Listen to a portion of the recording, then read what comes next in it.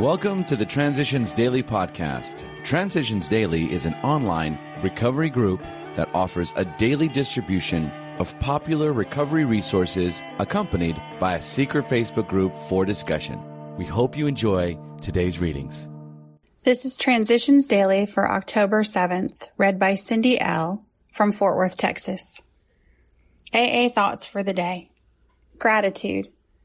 Another exercise that I practice is to try for a full inventory of my blessings, and then for a right acceptance of the many gifts that are mine, both temporal and spiritual. I try to hold fast to the truth that a full and thankful heart cannot entertain great conceits. When brimming with gratitude, one's heartbeat must surely result in outgoing love, the finest emotion that we can ever know. Bill W., March 1962, The Language of the Heart, page 271. Thought to consider. I have learned what a heart full of gratitude feels like. Acronyms. Alcoholics. A life centered on helping others live in complete sobriety.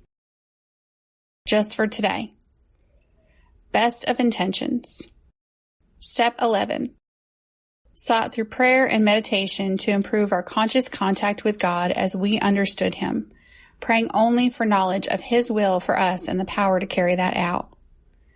Of course, it is reasonable and understandable that the question is often asked, why can't we take a specific and troubling dilemma straight to God, and in prayer secure from Him sure and definite answers to our requests?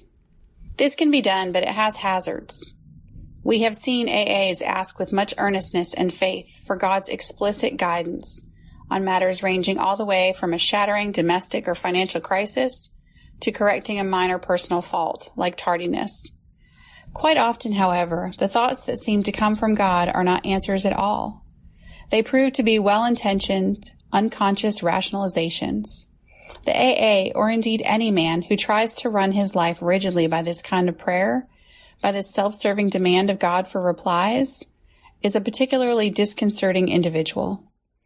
To any questioning or criticism of his actions, he instantly proffers his reliance upon prayer for guidance in all matters great or small.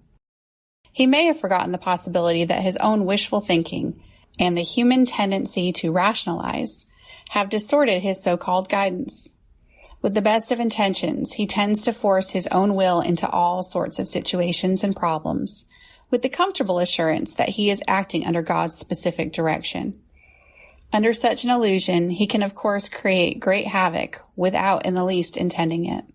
12 Steps and 12 Traditions, pages 103 to 104. Daily reflections. Daily monitoring. Continue to take personal inventory. 12 Steps and 12 Traditions, page 88.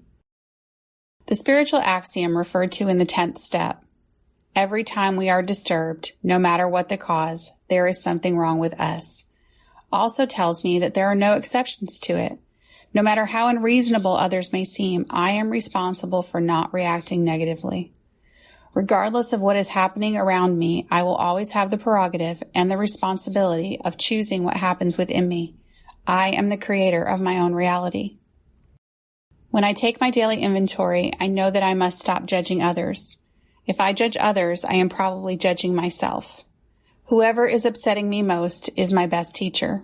I have much to learn from him or her, and in my heart, I should thank that person. As Bill sees it, spiritually fit. Assuming we are spiritually fit, we can do all sorts of things alcoholics are not supposed to do. People have said we must not go where liquor is served. We must not have it in our homes. We must shun friends who drink. We must avoid moving pictures which show drinking scenes. We must not go into bars. Our friends must hide their bottles if we go to their houses. We mustn't think or be reminded about alcohol at all. Our experience shows that this is not necessarily so.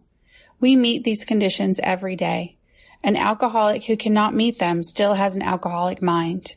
There is something the matter with his spiritual status. His only chance for sobriety would be someplace like the Greenland ice cap. And even there, an Eskimo might turn up with a bottle of scotch and ruin everything. Alcoholics Anonymous, pages 100 to 101. Big Book quote. Follow the dictates of a higher power, and you will presently live in a new and wonderful world, no matter what your present circumstances. Alcoholics Anonymous, Working with Others, page 100. 24 hours a day. AA thought for the day. Do I put too much reliance on any one member of the group? That is, do I make a tin god out of some one person? Do I set that person on a pedestal? If I do, I am building my house on sand. AA members have clay feet. They are all only one drink away from a drunk, no matter how long they have been in AA. This has proved to be true more than once. It is not fair to any one member to be singled out as a leader in AA, and to always quote that member on the AA program. If that person should fail, where would I be? Meditation for the day. You must always remember that you are weak, but that God is strong. God knows all about your weakness. He hears every cry for mercy, every sign of weakness, every plea for help, every sorrow over failure, every weakness felt and expressed. We only fail when we trust too much to our own strength. Do not feel bad about your weakness. When you are weak, that is when God is strong to help you.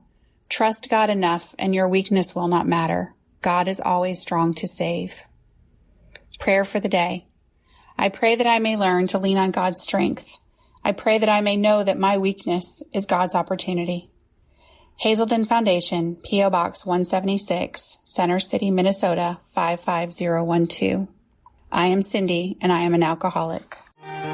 We hope you enjoyed today's readings.